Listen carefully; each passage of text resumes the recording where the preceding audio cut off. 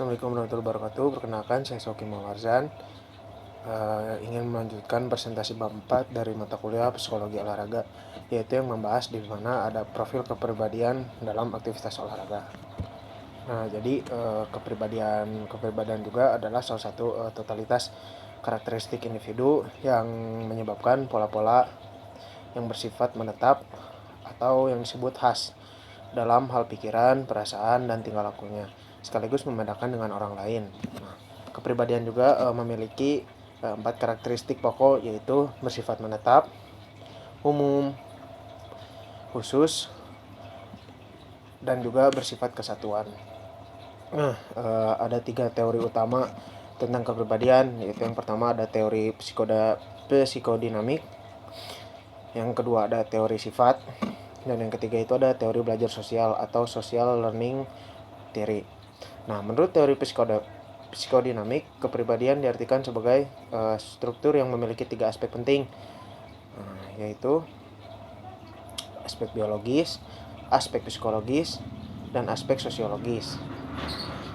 Nah, sedangkan menurut teori belajar sosial, kepribadian adalah sebuah struktur yang memiliki 3 komponen, yaitu komponen sistem diri, regulasi diri, dan efikasi diri. Adapun teori sifat mengartikan kepribadian sebagai karakteristik umum atau sifat yang dimiliki oleh individu.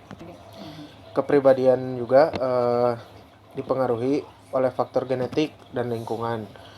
Faktor genetik bisa disebut juga adalah faktor yang berasal dari dalam diri individu, sedangkan faktor lingkungan atau environment adalah faktor yang berasal dari luar individu.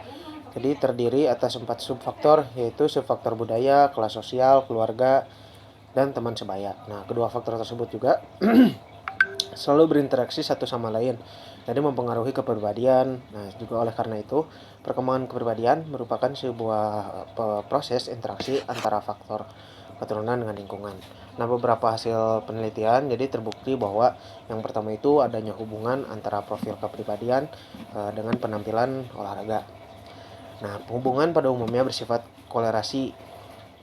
Nah, yang keduanya ada sifat kepribadian tertentu.